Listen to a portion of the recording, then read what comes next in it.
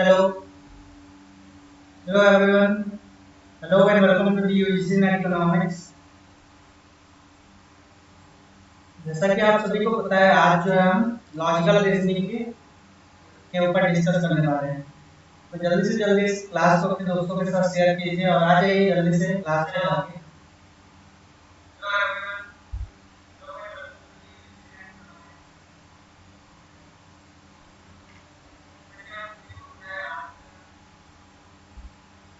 जल्दी से जल्दी इस क्लास को शेयर कीजिए अपने दोस्तों के साथ और आ जाइए क्लास में, ताकि हम जो है जल्दी से इस क्लास को स्टार्ट कर सकें। जल्दी से जल्दी इस क्लास को शेयर कीजिए अपने दोस्तों के साथ और आ जाइए क्लास में, ताकि हम जो है जल्दी से इस क्लास को स्टार्ट कर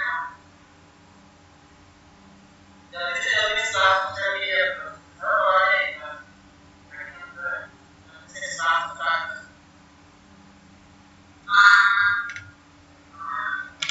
एक बार ऑडियो वीडियो भी कंफर्म कर दीजिए अपने एंड से, क्या सभी ऑडियो वीडियो क्लियर है सभी को?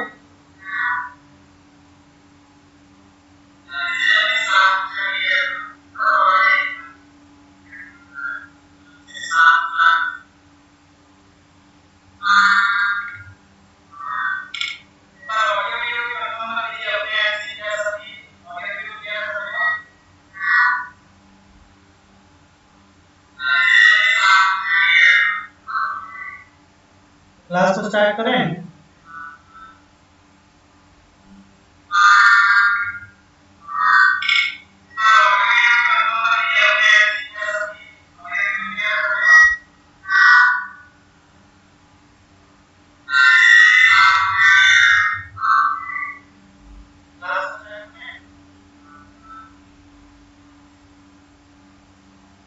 चलिए स्टार्ट करते हैं इस क्लास को। देखिए, आज जो है लॉजिकल रीजनिंग के बारे में पढ़ेंगे। इसको जो है हम पार्ट बाय पार्ट, मैं जो है 3 या 4 क्लासेस में कवर करूंगा। तो आज उसका पहला पार्ट है और उसी के ऊपर क्या क्या चीजें हैं हम उसके ऊपर डिस्कस करेंगे। देखिए, लॉजिकल रीजनिंग,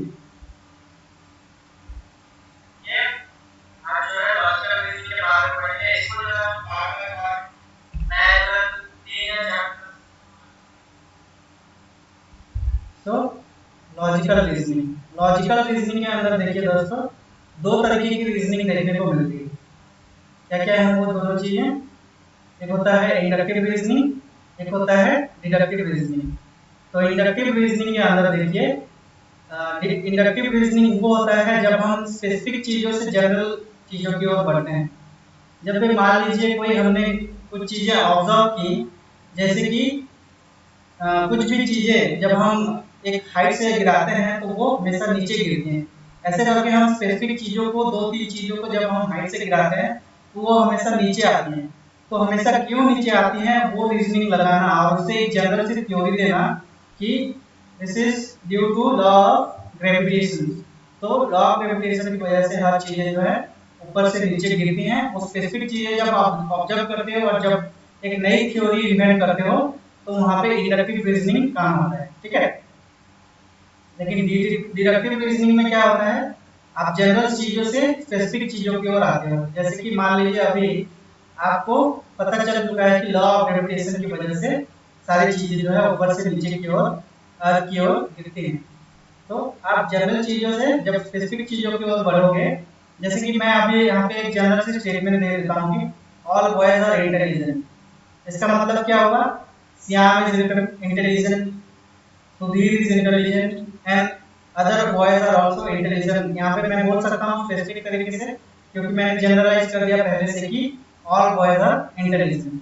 तो वहाँ यहीं पे जब आप जनरल चीजों से स्पेसिफिक चीजों की ओर बढ़ते हो तो यहाँ पे डिडक्टिव रीजनिंग हम इसको बोलते हैं। ठीक है, इस डायग्राम की मदद से देखिए, जब आप स्पेसिफिक स्टेटमेंट से जनरल स्टेटमेंट की ओर बढ़ते हो तो उसे बोलते हैं इंडक्टिव रीजनिंग। और जब आप जनरल चीजों से स्पेसिफिक चीजों की ओर बढ़ते हो, स्पेसिफिक स्टेटमेंट की ओर, तो उसे बोलते हैं डिडक्टिव रीजनिंग।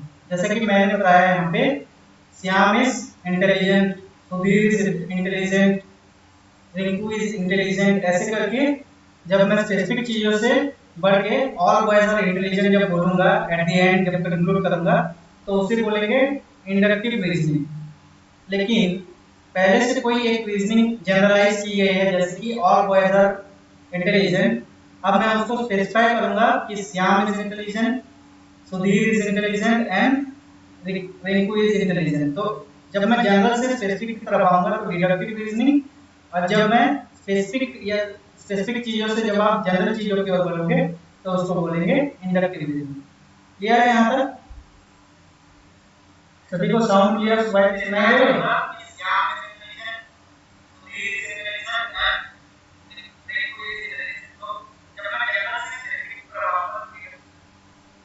चलो ठीक है। अब देखो यहाँ पे इंडक्टिव रीजनिंग और डिडक्टिव रीजनिंग को एग्जांपल से समझते हैं। जैसे कि देखिए आप, जब हम स्पेसिफिक से जनरल की ओर जाते हैं तो इंडक्टिव रीजनिंग मैंने बताया। तो यहाँ पे देखिए, Ram is mortal, Ram is mortal, then is Shyam is mortal, then third Sudhir is mortal. ये तीन स्टेटमेंट जो है स्पेसिफिक स्टेटमेंट्स हैं। क्या है? स्पेसिफिक स्टेटमेंट्स हैं। जब आप इस स्पेसिफिक स्टेटमेंट से गुजर के जब आप कोई चीज कंक्लूड करते हो तो क्या बोलोगे आप? Ram is mortal, Shyam is mortal, Sudhir is mortal, so all man are mortal. यहाँ पे मैंने बोल दिया, एक जनरल स्टेटमेंट दे दी स्पेसिफिक चीजों को कंसीडर करके। तो वहां पे क्या हुआ? मैंने इंडक्टिव रीजनिंग लगाई, मैंने स्पेसिफिक चीजों से ऑब्जर्वेशन करके मैंने जनरल सी एक स्टेटमेंट दे दी। इस तरीके से आप भी कर सकते हो। आप स्पेसिफिक चीजों को ऑब्जर्व करके लास्ट में जब आप कंक्लूड करते हो जनरल चीजें, तो वो इंडक्टिव रीजनिंग होता है। ठीक है? फिर आता है डिडक्टिव रीजनिंग। डिडक्टिव रीजनिंग में क्या है? जब आप स्पेसिफिक चीजों से होके जनरल चीजों की ओर जाओगे, जैसे कि यहाँ पे मैंने मेंशन किया है ऑल मैन आर मोर्टल, एक जनरल स्टेटमेंट मैंने दी। अब इससे आप इसको वेरीफाई करने के लिए क्या करोगे? स्पेसिफिक चीजों की ओर ध्यान दोगे। जैसे कि यहाँ पे Ram is mortal, Ram is mortal, Shyam is mortar and Sudhir is mortal. तो ये जनरल स्टेटमेंट से जब आप स्पेसिफिक चीजें करोगे उसको वेरीफाई करने के लिए जनरल स्टेटमेंट को, तो वो होगा डिडक्टिव रीजनिंग। ठीक है? क्लियर है?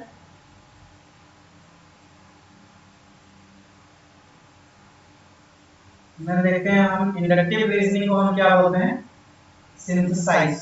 हम क्या करते हैं यहाँ पे? चीजों को सिंथेसाइज करने की कोशिश करते हैं। मतलब ऑब्जर्वेशन से हम क्या करेंगे? थ्योरी बिल्डअप करेंगे। इन्वेंशन की मैंने इससे पहले भी बताया था रिसर्च के दौरान कि इंडक्टिव रीजनिंग जहाँ भी लगती है वहाँ पे क्या होता है?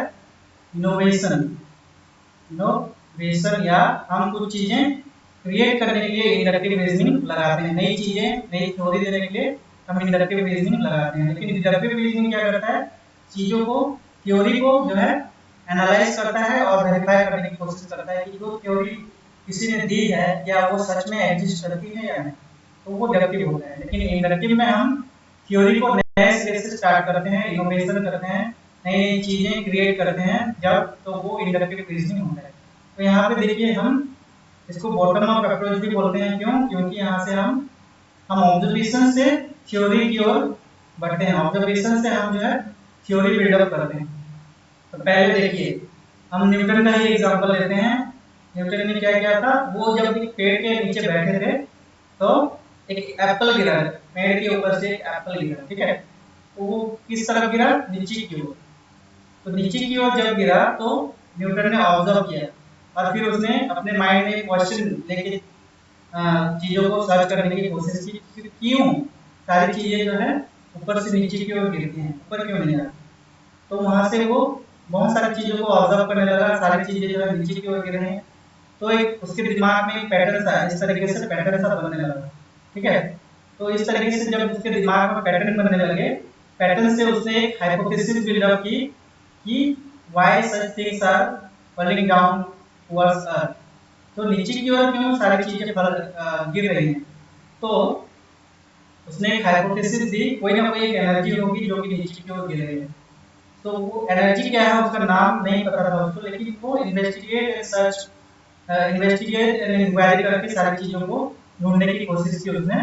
और एट द एंड उसको पता चला कि ये क्यों हो रहा है, due to law of gravity.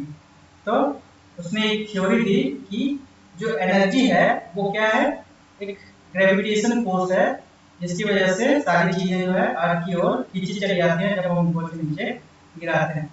तो तो उसने एक theory the law of gravity. तो ऑब्जर्वेशन से जब हम थ्योरी की ओर बढ़ेंगे तो क्या हो जाएगा, इंडक्टिव रीजनिंग या सिंथेसाइज करना, सिंथेसिस यहाँ पे आप बोल सकते हो। आप चीजों को गैदर कर रहे हो अलग अलग ऑब्जर्वेशन से, स्पेसिफिक ऑब्जर्वेशन से आप जनरल चीजों की ओर बढ़ रहे हो, तो इसको क्या बोलते हैं, बॉटम अप अप्रोच। क्यों? क्योंकि हम नीचे से ऊपर जा रहे हैं, तो बॉटम अप अप्रोच।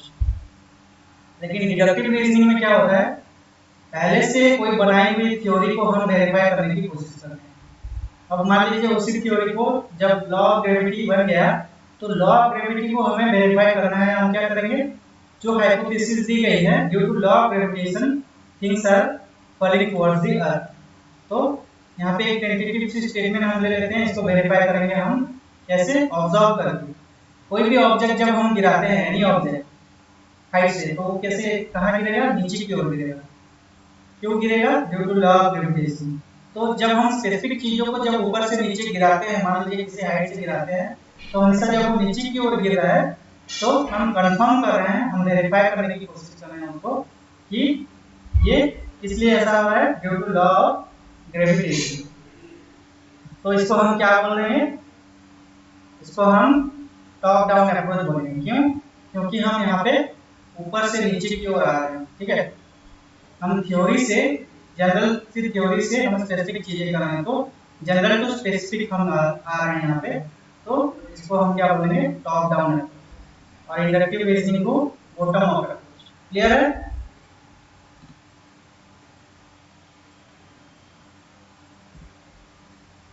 आगे बढ़ते हैं। अब देखिए यहाँ पे डिडक्टिव रीजनिंग क्या करता है, लीड डाउन, मतलब चीजें, जनरल चीजों से स्पेसिफिक चीजें करके उसको वेरीफाई करने की कोशिश करता है, मतलब ऊपर से नीचे, लीड डाउन। इंडक्टिव रीजनिंग क्या है, लीड इनटू। जब भी आप किसी चीज के ऊपर इन डेप्थ स्टडी करते हो, तो लीड इनटू, आप इन डेप्थ स्टडी करके उसको सर्च करते हो, इन्वेस्टिगेट करते हो, देन जनरल से थ्योरी आप बिल्डअप करते हो। ठीक है, तो इसको लीड इनटू बोला जाता है। ठीक है, then abductive reasoning. Abductive reasoning में क्या होता है, lead away based on guess work. तो यहाँ पे आप गैस वर्क करते हो, तुक्का मारने की कोशिश करते हो, चीजों को सही करने के लिए आप तुक्का लगाते हो, क्या ये इसकी वजह से ये हो रहा है, क्या इसकी वजह से ये हो रहा है। आप नेट के एग्जाम में भी कभी कभी तुक्का लगाते हो, तो वो एब्डक्टिव रीजनिंग होता है, तुक्का मारना। अब बढ़ते हैं आर्गुमेंट की तरफ। आर्गुमेंट क्या है उसको समझते हैं। ठीक है, ये बेसिक चीजें मैं इसलिए आपको पढ़ा रहा हूँ ताकि आगे चल के एडवांस चीजें आपको समझ में आए। मैं आने वाले क्लासेस में एडवांस चीजें इसके ऊपर लेके आ रहा हूँ, जिसमें कि आपको पूरी कंप्लीट लॉजिकल रीजनिंग में इस सीरीज में करवाऊंगा। इसलिए आज पहली पार्ट में मैं बस कुछ टर्म्स आपको इंट्रोड्यूस करा रहा हूँ ताकि आगे चल के आपको कोई दिक्कत ना हो। ठीक है, आर्गुमेंट देखिए दो चीजों को लेकर बनती है। प्रीमाइस को आप प्रोपोजिशन भी बोल सकते हो या फिर रीजंस भी बोल सकते हो। ठीक है, तो प्रीमाइस, कंक्लूजन को आप इन्फ्रेंस या क्लेम भी बोल सकते हो। तो प्रीमाइस, प्रोपोजिशन, रीजंस और कंक्लूजन को मिला के क्या बनता है, आर्गुमेंट बनता है। ठीक है, यहाँ पे जो प्रीमाइस या प्रोपोजिशन या रीजंस कुछ भी कह लो, इसको इन तीनों नाम से जाना जाता है। तो प्रीमाइस जो है, प्रीमाइस को हम क्या मान के चलेंगे, ये ट्रू या फॉल्स होगा बाय नेचर। ठीक है, प्रीमाइस जो है ट्रू या फॉल्स, कोई स्टेटमेंट जो है ट्रू या फॉल्स हो सकती है। ठीक है, तो हमें क्या करना है, एज्यूम टू बी ट्रू, से ट्रू मान के चलना है हमेशा। ठीक है, वो स्टेटमेंट जो है सही होगी बोल के हमें मान के चलना है। आगे वो उसकी वैलिडिटी है या नहीं, वो वेरीफाई करने के बाद ही पता चलेगा। ठीक है, तो प्रीमाइस प्लस कंक्लूजन मिला के क्या बनता है, आर्गुमेंट। आर्गुमेंट बाय नेचर किस तरीके का होता है, आर्गुमेंट बाय नेचर वैलिड या इनवैलिड होता है। ठीक है,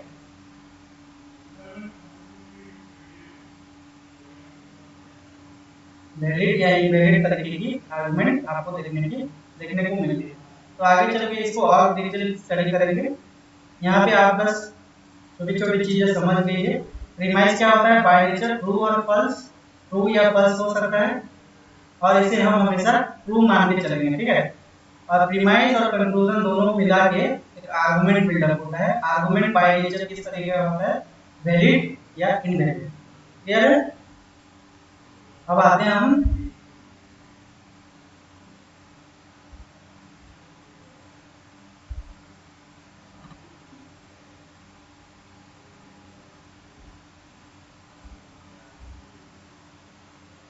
देखिए, जब भी हम स्टैंडर्ड एक कैटेगोरिकल प्रीपोजिशन की बात करते हैं तो वो हमेशा पीपीसी मॉडल फॉलो करता है। पीपीसी मतलब दो प्रीमाइज होंगे, premise 1, premise 2 and then conclusion. ठीक है, तो यहाँ पे प्रीमाइज 1 देखते हैं, ऑल गर्ल्स आर क्यूट, एक जनरल सी स्टेटमेंट है प्रीमाइज 1 में, मतलब ऑल गर्ल्स आर क्यूट बोल रहे हैं, इसको हम ट्रू मान के चलेंगे। Then premise 2, Rita is a girl, हमने यहाँ पे पहले स्टेटमेंट में क्या बोला, ऑल गर्ल्स आर क्यूट, ये ट्रू है। ठीक है, Rita is a girl is also true, क्यों ट्रू, क्योंकि हमें एज्यूम करके चलना है कि दोनों ट्रू होंगे। तो हमने इन दोनों स्टेटमेंट को लेके एक जनरल सी कंक्लूजन, एक स्पेसिफिक कंक्लूजन दी, जिसमें हमने बोला if all girls are cute and Rita is a girl then Rita is cute. क्यों, क्योंकि यहाँ से जो हमने जो प्रीमाइसेस थी वहां से यही कंक्लूजन निकल के आ रहा है कि जब all girls are cute then Rita is also a girl, so she must be cute, Rita is cute. तो ये कंक्लूजन है और ये दोनों प्रीमाइसेस है। तो प्रीमाइस प्लस कंक्लूजन मिला के एक आर्गुमेंट बन गया क्या, कि if all girls are cute and Rita is a girl then Rita is cute. इस तरीके की एक आर्गुमेंट बन गई, लॉजिक बना के यहाँ पे जो है लॉजिक बनी और यहाँ पे हमने कंक्लूड किया। ठीक है, तो this argument is valid, why, because premises, both premises are true and conclusion is also true because following the structure of PPC। PPC structure मतलब प्रीमाइस, प्रीमाइस एंड कंक्लूजन। ये स्ट्रक्चर को भूलना मत, स्टैंडर्ड स्ट्रक्चर है जिसकी वजह से हम आगे की रीजनिंग को सॉल्व करेंगे। यहाँ पे देखिए आर्गुमेंट की टर्मिनोलॉजीज को समझते हैं, क्या क्या टर्मिनोलॉजीज है। देखिए एक आर्गुमेंट दो तरीके का हो सकता है, डिडक्टिव एंड इंडक्टिव। तो आर्गुमेंट क्या है, collection of premises and a valid conclusion. Premises and conclusion को मिला के एक आर्गुमेंट बनता है। मैंने बताया आर्गुमेंट दो तरीके की हो सकती हैं, इंडक्टिव एंड डिडक्टिव। डिडक्टिव में क्या होता है, कंक्लूजन नेसेसरीली और सर्टेनली फॉलो फ्रॉम प्रीमाइसेस। तो प्रीमाइसेस से जब हम कंक्लूड को फॉलो करते हैं, जब हम जनरल सी स्टेटमेंट से स्पेसिफिक चीज की ओर कंक्लूड करते हैं तो उसको डिडक्टिव आर्गुमेंट बोलते हैं। ठीक है, लेकिन इंडक्टिव में क्या होता है, conclusion follows from premises with some probability. Conclusion premises को कब फॉलो करेगा, कब, उसमें वहां पे जब कुछ प्रोबेबिलिटी रहेगी उस स्टेटमेंट को सही करने की। मतलब एक प्रोबेबल सी स्टेटमेंट दे देगा कि if all girls are cute and Rita is a girl then she must be cute. ये प्रोबेबिलिटी है, वो सच है या नहीं हम नहीं जान सकते। ठीक है, तो जब आप बोलते हो, कंक्लूड करते हो कि all girls are cute, Rita is cute, Rita is cute, ऐसे बोल के स्पेसिफिक से जब आप जनरल की ओर जाते हो तो वो प्रोबेबल है कि सारी गर्ल्स जो हैं क्यूट होंगी या नहीं, वो प्रोबेबल है। लेकिन जब आपने बोल दिया कि ऑल गर्ल्स आर क्यूट, इसका मतलब सारी गर्ल्स जो हैं, जिसका भी जो भी नाम है वो सारी गर्ल्स जो हैं क्यूट हैं। यहाँ पे सर्टेनली होगा क्योंकि आप पहले जनरल से स्टेटमेंट दे रहे हो, लेकिन यहाँ पे आप स्पेसिफिक से जनरल की ओर बढ़ रहे हो, तो यहाँ पे प्रोबेबल उसका आंसर जो है, कंक्लूजन जो है प्रोबेबली ट्रू या फॉल्स भी हो सकता है। ठीक है, देन देखिए यहाँ पे डिडक्टिव आर्गुमेंट जो है वैलिड या इनवैलिड हो सकता है। ठीक है, आर्गुमेंट किस तरीके का होगा, डिडक्टिव, वैलिड या इनवैलिड। वैलिड में फिर दो तरीके के होते हैं। वैलिड आर्गुमेंट या तो साउंड होंगे, साउंड कब होंगे, जब वो प्रीमाइस जो है ट्रू होगा और उसकी कंक्लूजन भी जब ट्रू होगी तो उसे साउंड वैलिड डिडक्टिव आर्गुमेंट बोल के हम प्रोनाउंस करेंगे। ठीक है, लेकिन जब वो कंक्लूजन जब प्रीमाइस को फॉलो करता होगा, लेकिन क्या होगा, प्रीमाइस ट्रू हो रही है लेकिन कंक्लूजन जब उसकी वैलिडिटी जब चेक की जा रही है तो अगर वो फॉल्स हो जाता है तो वहां पे अनसाउंड हो जाता है। वो डिडक्टिव आर्गुमेंट जो है वैलिड तो रहेगा लेकिन वो प्रीमाइसेस को लॉजिकली जब फॉलो नहीं करता, जब उसकी हाइपोथेसिस या इन्वेस्टिगेशन के दौरान वो चीजें फॉल्स सामने आती हैं तो वो अनसाउंड हो जाते हैं। ठीक है, तो वैलिड साउंड या अनसाउंड हो सकता है, वैलिड आर्गुमेंट साउंड या अनसाउंड हो सकता है, लेकिन डिडक्टिव आर्गुमेंट जब इनवैलिड हो तो वो हमेशा क्या होगा, अनसाउंड ही होगा। ठीक है, अनसाउंड मतलब यहाँ पे उसमें कुछ फॉल्ट है, उस स्टेटमेंट में कुछ फॉल्ट है। ठीक है, तो इसको आप किस तरीके से याद करोगे? देखिए डिडक्टिव क्या होगा, वैलिड या इनवैलिड होगा। तो देवी को साउंड पसंद है, क्या है? देवी को साउंड पसंद है। तो यहां से आप क्या कर दोगे?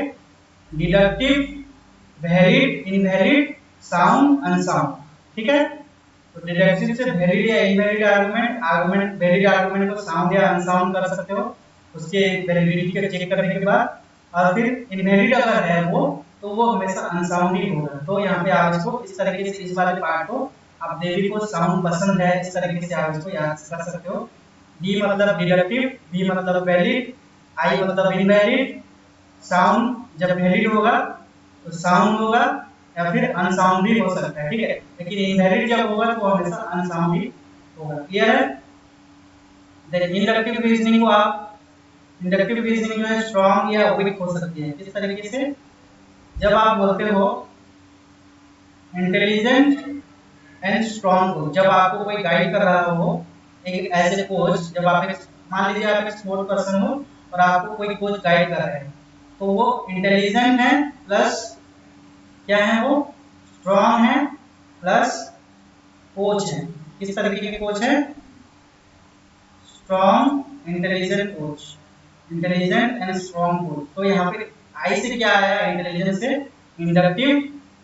स्ट्रांग जब होता है तो वो कोजेंट होता है। यहाँ पे देखिए इसी टर्म्स को जो है अल्टरनेटिव नाम से लिखा गया है। यहाँ पे जो वैलिड होता था यहाँ पे वो स्ट्रांग बन जाएगा, यहाँ पे जो इनवैलिड होता था यहाँ पे वो वीक बन जाएगा, ठीक है।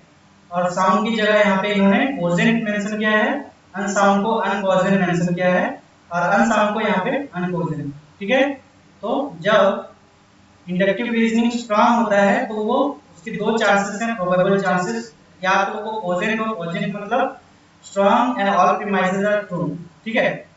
ऑल प्रीमाइसेस ट्रू और उसकी कंक्लूजन भी जब ट्रू होगी तो वो कोजेंट एंड स्ट्रांग आर्गुमेंट बनेगा, ठीक है। और जब उसकी कंक्लूजन वीक हो जाएगी, प्रीमाइसेस तो ट्रू है लेकिन कंक्लूजन अगर ट्रू नहीं हुआ तो उसको अनकोजेंट बोलेंगे, ठीक है। लेकिन यहाँ पे देखिए प्रीमाइसेस भी अगर वीक है और जब कंक्लूजन भी उसकी गलत निकल के आएगी तो उसको अनकोजेंट बोल देंगे। क्लियर है? तो इंटेलिजेंट एंड स्ट्रांग कोच से इसको आप याद कर सकते हो। आई से इंडक्टिव, एस से स्ट्रांग, कोच कोजेंट, ठीक है। तो इंडक्टिव, स्ट्रांग, कोजेंट जब होता है तो सारी चीजें वैलिड होके यहाँ पे ट्रू सामने आती है, मतलब प्रीमाइस प्लस कंक्लूजन दोनों ट्रू है, ठीक है। और यहाँ पे भी जब प्रीमाइस और कंक्लूजन दोनों ट्रू होंगी तो वैलिड एंड साउंड आर्गुमेंट बनेगा, ठीक है। यहाँ पे स्ट्रांग एंड कोजेंट आर्गुमेंट। जब इनवैलिड हो जाएगी कंक्लूजन, जब कंक्लूजन की कोई ट्रूथफुलनेस या मान लीजिए वो ट्रू नहीं होता इन्वेस्टिगेशन के दौरान, तो उसको अनकोजेंट बोल देंगे, ठीक है। वीक है तो हमेशा अनकोजेंट रहेगा, स्ट्रांग है तो प्रोबेबली कोजेंट या अनकोजेंट हो सकता है। तो आई होप ये डायग्राम आपको समझ आई हो। इस तरीके से आप इस डायग्राम को याद करने की कोशिश करोगे, आगे इसी को जाके हम अप्लाई करने वाले हैं, ठीक है। इससे देखिए इंडक्टिव एंड डिडक्टिव में क्या क्या चीजें होती हैं। इंडक्टिव रीजनिंग में क्या होता है, आप स्पेसिफिक चीजों से जनरल चीजों की ओर बढ़ते हो और इसे आप बोलते हो बॉटम अप अप्रोच, ठीक है। वहीं डिडक्टिव रीजनिंग में आप क्या करते हो, जनरल चीजों से स्पेसिफिक चीजों की ओर बढ़ते हो और इसको आप बोलते हो top down approach. Inductive reasoning में आप ऑब्जर्वेशन से थ्योरी बिल्डअप करने की कोशिश करते हो, ठीक है। ऑब्जर्वेशन से आप थ्योरी बनाते हो। लेकिन डिडक्टिव रीजनिंग में आप 100% फैक्ट्स, जनरल स्टेटमेंट को आप फैक्ट्स के बेसिस पे उसको 100% वैलिड या इनवैलिड बताते हो, ठीक है। फिर इंडक्टिव रीजनिंग में आप क्या करते हो, जो कंक्लूजन देते हो एट द एंड, जैसे कि Shyam is mortal, Ram is mortal, Sudhir is mortal, that means all man are mortal. जब आप लास्ट में जो स्टेटमेंट देते हो वो एक जनरल स्टेटमेंट है, मतलब जनरलाइज की जा सकती है, हर किसी के ऊपर अप्लाई किया जा सकता है, ठीक है। तो यहाँ पे कंक्लूजन जनरल सी होती है। लेकिन डिडक्टिव रीजनिंग में कंक्लूजन जो है स्पेसिफिक तरीके का होता है, जैसे कि आपने एक जनरल स्टेटमेंट दी कि ऑल बॉयज आर इंटेलिजेंट, आपने बोल दिया एक general statement, that means what, Shyam is intelligent, Sudhir is intelligent, Rinku is intelligent. इस तरीके से एक एक नाम लेके आप हर एक लड़की को, हर एक बॉय को जो है इंटेलिजेंट बोल सकते हो स्पेसिफिक तरीके से, जब आपने एक जनरल सी कंक्लूजन दी। जब आप जनरल स्टेटमेंट पहले लिख देते हो कि all boys are intelligent, that means all boys having separate names also intelligent, ठीक है। देन वैलिड, यहाँ पे देखिए इंडक्टिव रीजनिंग की वैलिडिटी जो है यहाँ पे कैसे डिसाइड होगी। प्रीमाइस तो ट्रू होगा, जो प्रीमाइसेस हम देंगे वो उसको हम ट्रू मान के चलेंगे, लेकिन कंक्लूजन जो है ट्रू होगा या नहीं वो प्रोबेबल है, मतलब उसकी प्रोबेबिलिटी पे डिपेंड करता है, उसकी फ्रीक्वेंसी पे डिपेंड करता है, इन्वेस्टिगेशन एंड इंक्वायरी के ऊपर डिपेंड करता है कि वो प्रोबेबली ट्रू या फॉल्स भी हो सकता है। यहाँ पे इंडक्टिव आर्गुमेंट की वैलिडिटी। लेकिन डिडक्टिव आर्गुमेंट की बात जब हम बोलेंगे, डिडक्टिव रीजनिंग की बात बोलेंगे जब हम, यहाँ पे वैलिडिटी देखिए, अगर प्रीमाइसेस ट्रू हैं तो ये 100% मान के चलिए कि कंक्लूजन भी ट्रू ही होगा। क्यों? क्योंकि यहाँ पे आपने जनरल से स्टेटमेंट से आप सेटिस्फाई करने की कोशिश करते हो, उसे वेरीफाई करने की कोशिश कर रहे हो। जैसे कि all boys are intelligent, it means all boys having separate names are also intelligent, 100% true हो गया। जैसे कि मैंने यहाँ पे बोला all boys are intelligent, all लगा दिया ऑल, तो इसके अंदर जितने भी बॉयज आते हैं सभी इंटेलिजेंट होंगे, वो राम हो, सुधीर हो, श्याम हो, जो कोई भी आएंगे वो सारे इंटेलिजेंट होंगे, तो दैट इज 100% ट्रू। लेकिन जब मैं यहाँ पे बोल रहा हूँ कि स्पेसिफिक तरीके से Sudhir is intelligent, Shyam is intelligent, Ram is intelligent, तो इसका मतलब ये नहीं है कि हर बॉय जो है इंटेलिजेंट हो। इस तरीके से यहाँ पे प्रोबेबिलिटी चेक की जाती है, ठीक है। तो इस तरीके से इंडक्टिव रीजनिंग लगाई जाती है। जब स्पेसिफिक चीजों से जनरल चीजों की तरफ आओगे तो इंडक्टिव, जब आप जनरल स्टेटमेंट से स्पेसिफिक चीजों की ओर बढ़ोगे तो deductive reasoning. Easy to use based on evidence, inductive reasoning को हम this is easy to use इसलिए क्योंकि जब आप इन्वेस्टिगेट करते हो किसी भी चीजों के ऊपर ऑब्जर्वेशन से, तो वो आपकी एविडेंस के बेस पे ट्रू या फॉल्स हो सकती है probably. But deductive reasoning is difficult to use based on facts and figures. तो फैक्ट्स 100% चीजें फैक्ट्स या फिगर के बेसिस पे आप डिसाइड करते हो कि वो डिडक्टिव आर्गुमेंट एक्चुअली में वैलिड है या नहीं। क्लियर है? तो ये चीजें आपको डिफरेंस समझ में आए होंगे यहाँ पे। क्लियर है सभी को? फिर हम स्टैंडर्ड फॉर्म ऑफ आर्गुमेंट क्या है समझते हैं। आर्गुमेंट की स्टैंडर्ड फॉर्म्स क्या है? देखिए यहाँ पे प्रीमाइस 1, प्रीमाइस 2 एंड कंक्लूजन हम देते हैं। यहाँ पे मैंने एक जनरल सी स्टेटमेंट पहले दी है, जैसे कि ऑल मैन आर मोर्टल, मैंने बोला प्रीमाइस 1 में, that means Shyam is a man, then Shyam is mortal. तो यहाँ पे देखिए दो प्रीमाइस से कंक्लूजन ड्राइव हो रहा है, all man are mortal, Shyam is a man. यहाँ पे मैंने बोला ऑल मैन, श्याम क्या है? एक मैन है, so that means Shyam is also mortal, because all men are mortal, Shyam is a man, that means Shyam is mortal। तो यहाँ पे पीपीसी मॉडल में इसको हमने लिख दिया। अब इस पीपीसी मॉडल के अंदर तीन चीजें आती हैं, थ्री टर्म्स आते हैं। क्या क्या है? एक होता है मेजर टर्म, एक होता है माइनर टर्म, एक होता है मिडिल टर्म। तो कौन कौन सी चीजें मेजर टर्म है, कौन कौन सी चीजें माइनर टर्म है, कौन सी वर्ड जो है मिडिल टर्म है, उसको आज हम समझेंगे। फिर आगे चल के इसी मेजर, माइनर और मिडिल टर्म्स को लेके बहुत सारे कंक्लूजन डिराइव होंगे और आप जो है लॉजिकल रीजनिंग के बहुत सारे क्वेश्चंस को नेट के एग्जाम में टैकल कर सकते हो, ठीक है। तो देखिए तीन टर्म्स आते हैं और ईच टर्म कम्स ट्वाइस। वो तीनों टर्म जो हैं एक वैलिड आर्गुमेंट में, एक आर्गुमेंट में, कैटेगोरिकल प्रोपोजिशन या आर्गुमेंट में, दोनों वो तीनों टर्म जो हैं दो दो बार आएंगे। यहाँ पे देखिए मेजर, माइनर और मिडिल टर्म क्या है जानते हैं। आप कंक्लूजन में देखिएगा, कंक्लूजन की जो सब्जेक्ट है उसको हम बोलते हैं माइनर टर्म। क्या बोलते हैं? Minor term. और कंक्लूजन के एंड में जो प्रेडिकेट है इसको सब्जेक्ट बोलते हैं, इसको प्रेडिकेट। तो प्रेडिकेट को कंक्लूजन के अंदर, कंक्लूजन के लाइन में जो प्रेडिकेट है उसको हम बोलते हैं मेजर टर्म, मेजर टर्म। तो ये हो गया माइनर टर्म, ये हो गया major term. Subject of the conclusion is called minor term and predicate of the conclusion is called major term. अब ये मेजर टर्म देखो कौन से प्रीमाइज में है, मोटल कहाँ पे है, यहाँ फर्स्ट प्रीमाइज में मोटल है, ये क्या है मेजर टर्म है। श्याम कहाँ पे है, सेकंड प्रीमाइज में, प्रीमाइज 2 में, तो ये क्या है माइनर टर्म है। तो ये क्या बन गया माइनर प्रीमाइज, ये क्या बन गया मेजर प्रीमाइज, क्योंकि मोटल को हमने मेजर टर्म माना। तो मेजर टर्म जब फर्स्ट प्रीमाइज में हो रहा है तो जिस किसी भी प्रीमाइज में मेजर टर्म आ गया वो मेजर प्रीमाइज बन जाएगा। ये जरूरी नहीं कि वो प्रीमाइज 1 ही हो हमेशा, तो प्रीमाइज 2 भी हो सकता है, ठीक है।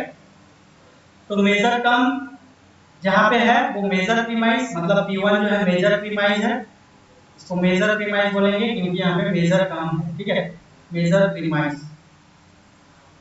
और इसको क्या बोलेंगे, P2 को हम माइनर प्रीमाइज बोलेंगे। क्या बोलेंगे, माइनर प्रीमाइज। क्यों, क्योंकि यहाँ पे माइनर टर्म श्याम आ गया।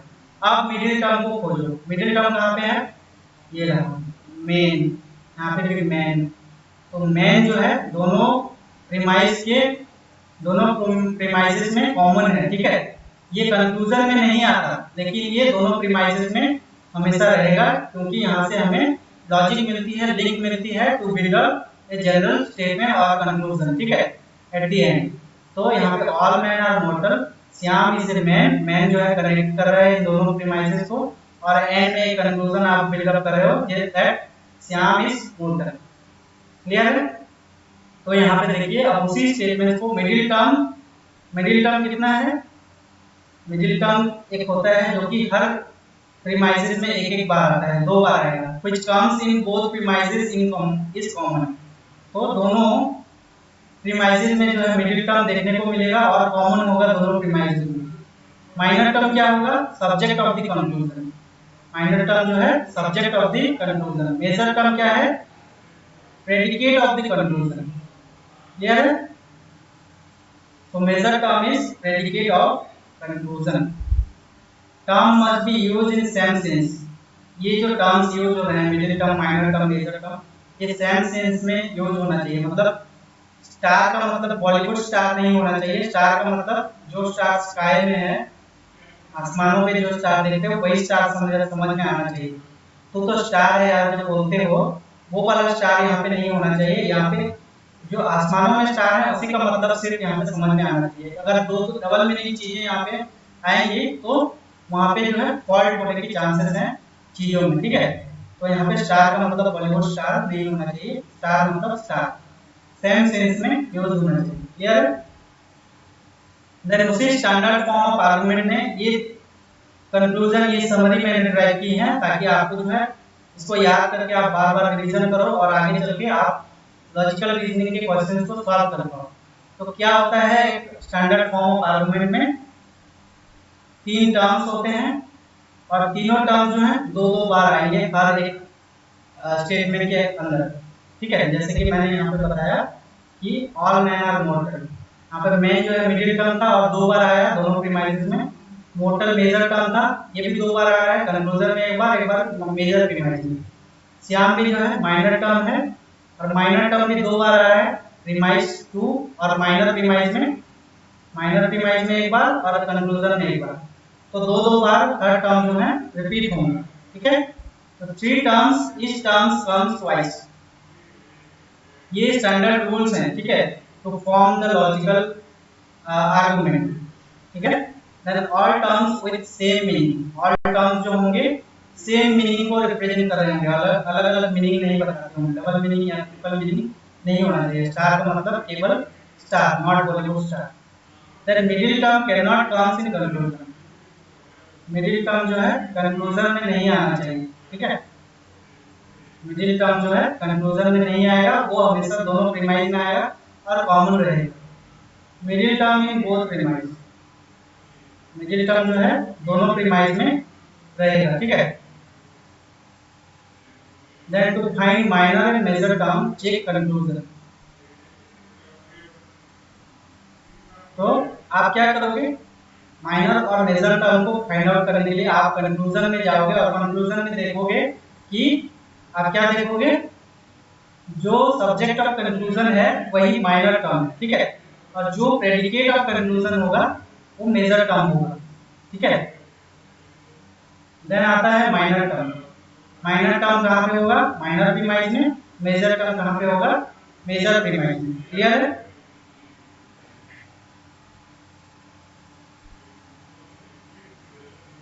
तो आई होप ये सारी चीजें आपको समझ में आई हो। इसी से जो है आगे की क्लासेस हम कंटिन्यू करेंगे, यही से सारी चीजें ड्राइव होंगी और आपको जो है मैं सारी चीजें समझाता चलूंगा क्लासेस में। इसको आप सिक्वेंशियली देखते चलिए और समझते चलिए, ताकि आपको जो है कोई भी चीज रह ना जाए और कोई काम जो है आपको फिर आगे चल के दिक्कत ना आए उस टर्म को समझने में। तो इस तरीके से मैंने इसको डिजाइन किया है कि आप जो है सीक्वेंस में जब चलोगे तभी आपको सारी चीजें समझ में आएंगी, otherwise you would not be able to understand anything. तो आज की क्लास में बस इतना ही। Thank you.